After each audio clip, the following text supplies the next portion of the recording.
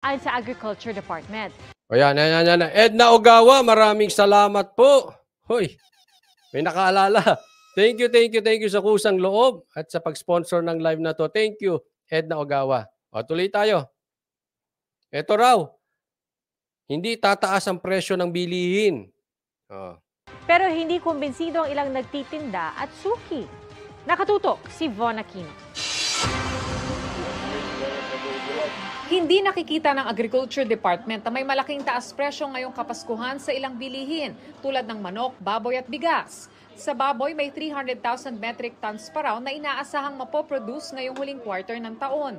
Mataas din daw ang produksyon ng manok. Hindi po natin ine-expect yan dahil maganda yung level ng supply natin. Pero sa Litex Market sa Quezon City, ibang sinasabi ng ilang nagtitinda at mamimili ng baboy. Nag-abeso na sa amin na tataas ang baboy. Yung kinukuha namin ng sa mga farm. Parang hindi naman. Ito dilema ha. Ito dilema.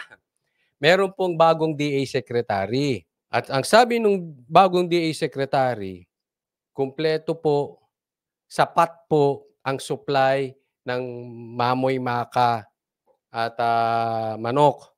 Kumpleto po. Lahat ng yan kumpleto, sapat. Sabi naman nitong mga nanto sa Litex, yung mga mamimili at saka mga nagpapalengke at may palengke, merong silang pwesto, tataas daw ang bilihin. Inabisuhan na sila. Okay? Ang dilema, magkaiba po sila ng sinasabi again. Ako, ulitin ko, ako, laging sa simula, binibigyan ko ng tsansa. Bagamat maraming nagsasabi, pataas po ang presyo, yung bagong DA Secretary ang sabi, hindi magtataas ang presyo, sapat ang supply. Bigyan po muna natin ng pag-asa. Ngayon, kung sakaling hindi magtaas ang presyo, malalaman ko yan ha, kasi sabi ko sa inyo nga, ulitin ko, ako namamalengke kaya makikita ko yan. Ha? Hindi yan dahil sabi-sabi, makikita ko mismo. Kung sakaling hindi nga tumaas ang presyo, dapat, pasalamatan natin yung bagong DA Secretary. Pasalamatan din natin si Marcos. Kasi nag-resign siya at dahil yung bagong DA Secretary, bagamat maraming duda sa kanya at sa pagtaas ng presyo, natupad niya yung gusto nating mangyari. Bigyan muna natin ng pag-asa. Bigyan muna natin ng tsansa. Para hindi masabi, ay parehas lang din naman kayo sa dilawan. Puro lang kayo puna. Para hindi tayo masabihang panatiko. Bigyan. Lahat po bigyan natin ng tsansa. Kung bumaba, makikinabang ang buong Pilipino. So, I suggest yung DA Secretary, trabaho ng trabaho. Gumawa ng paraan paano mapapababa ang bilihin. Ulitin ko, I don't care kung anong kulay. Ang importante sa akin, yung resulta. So kung anong kulay mo, kung ano yung pagkatao mo, basta sa akin, bilang DA Secretary, napababa mo ang presyo, maraming supply, tapos ang usapan. Epektibo ka, sir. Dapat kang pasalamatan. Saludo ako sa iyo. Pero, eto na tayo sa pero. Pag hindi, dapat Marcos, palitan mo yan. Palitan mo yan. Kasi kung hindi rin epektibo yan, anong silbi niyang nilagay mo yan dyan? Kaya mas maganda kang nagbitaw si Marcos dahil anytime na hindi naman epektibo yung kanyang secretary, pwede niyang palit-palitan. Dahil yan ang purpose niya magsilbi sa taong bayan. So ito lang sa akin, bigyan natin ng chance. Pag hanggang ngayong Pasko ay talagang tumaas ang presyo, dapat next year, iba na ang DA secretary. Pero pagbigyan muna natin magtrabaho yung mama. Baka sakali. At pare-parehas naman tayong makikinabang. Masaya ang Pasko natin kasi meron tayong mamoy maka, misda, at manok sa pagkainan sa Pasko. Ganun lang, simple lang naman Gawin mo trabaho mo. Wala akong pakialam kung sino ka. Pag epektibo ka. Dapat ganun lang tayo, ha? Sabi ni Tessie, wala rin mangyayari dyan, Coach. Oli, tingnan natin kung bababa presyo. Malay natin bumaba. Tapos, patalsikin natin pag hindi bumaba. Talaga nag-stay siya, lagi pong laging parang bawat hakbang ng araw, tumataas Kahit sapat ang supply ng baboy at manok, sabi ng SINAG o Samahang Industriya ng Agrikultura. Every December, tumataas yung retail price maski hindi tumaas na yung farm gate price. Kasi alam nyo kung bakit ayoko mapaghusga? Ayoko makatulad doon sa mga Makabayan Black, na lahat na lang naman, di ba, meron ba silang nagustuhang administrasyon? Wala naman. Lahat lang kinokontra nila.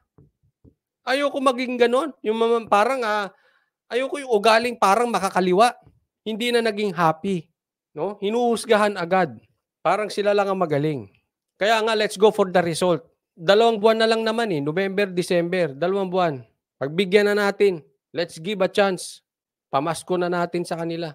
Pag bumaba, yun lang naman, resulta. Kung bumaba ang presyo or tumaas. Ganun lang kasimple. Ang posible raw magtaas presyo ay regular at well-milled rice pati itlog. Tumanggi munang magbigay ng bagong pahayag ang Department of Agriculture. Para sa GMA Integrated. Ito, maganda tong sinabi ni Isa Concepcion. Sabi niya, process of elimination po kaya ang inuuna nila ang pamilya dito sa abroad. Pero most likely, pag spouse ang namatay, asawa ang unang suspect. Yun yung punto natin Dapat ang unang iniimbestigahan talaga asawa. Kaya nga hindi ko alam anong nangyari dito sa Digamo case. Bakit hindi naimbestigahan yung asawa?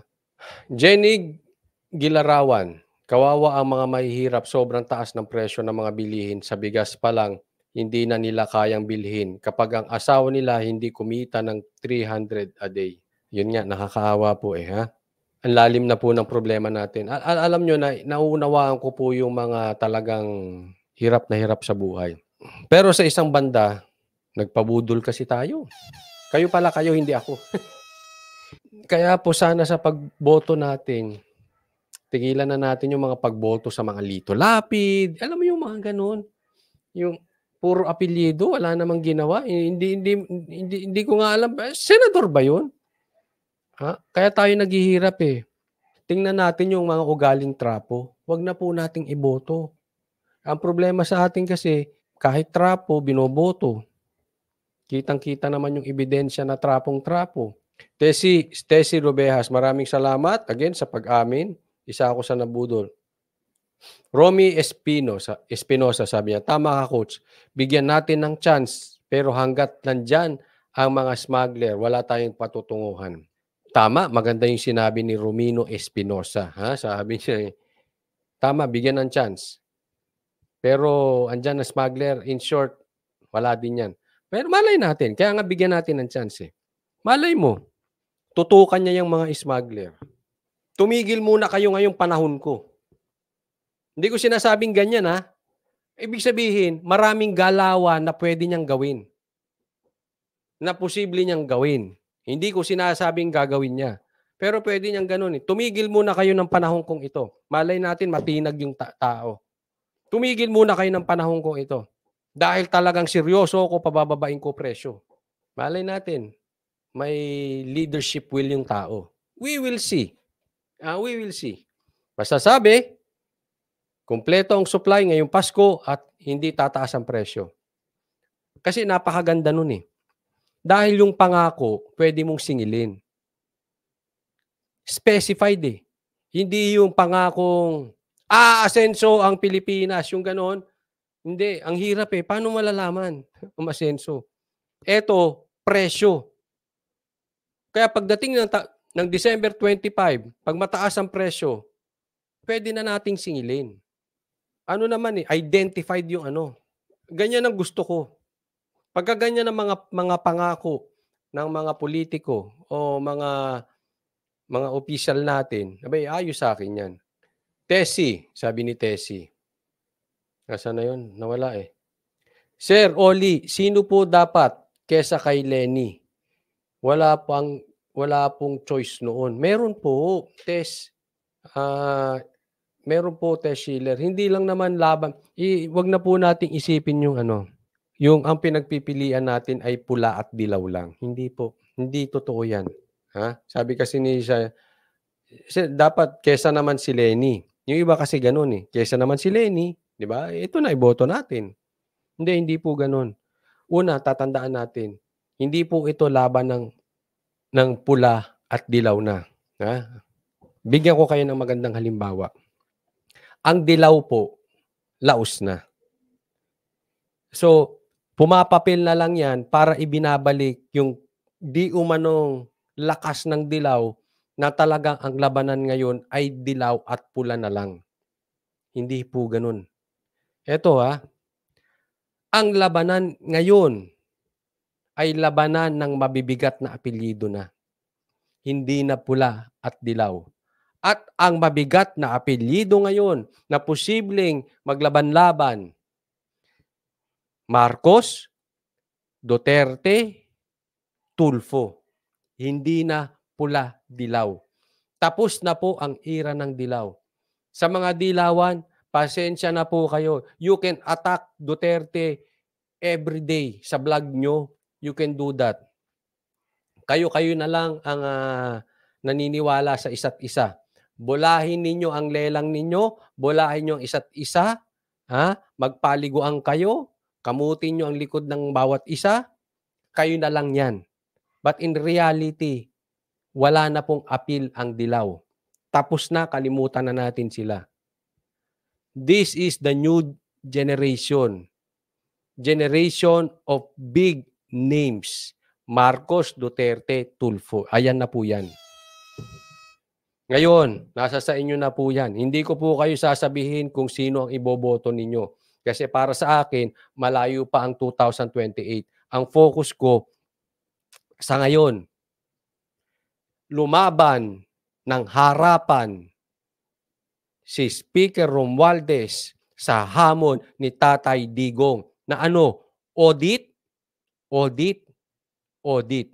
Ayoko munang intindihin yung 2028. Ilabas ninyo saan nyo ginastos ang pera ng Pilipino. Labanan ninyo ang hamon ni PRRD. Tapos ang usapan.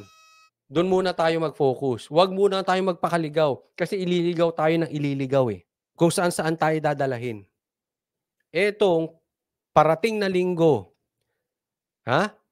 sa mga manunood ko, sa mga tunay na galit sa tamba, sa manloloko ng bayan na ito, let's focus on that. Singilin natin yung audit, audit, audit. Diyan muna natin ibigay para hindi tayo kalat-kalat ng pinaglalaban. Diyan sila takot. Kaya kung ano-ano pinaiingay nila para tumahimik yung audit, audit, audit. Yan ang importante. Marami kayong mababalita ang balita. Kasi katatapos ng holiday. And I'm sure putok na putok ang balita ngayong linggo. Magpapakalat sila na napakaraming balita para maligaw tayo at maalis tayo sa usaping audit, audit, audit. Huwag po. Kaya yan, asahan nyo sa vlog ko, aaraw-arawin natin yan. May balita, yes, ibalita, pero huwag tayong paligaw. And I hope mainstream media will participate. Huwag kayong tahimik. Parang nabusalan ng mga bunganga ninyo. Dapat magpa-audit.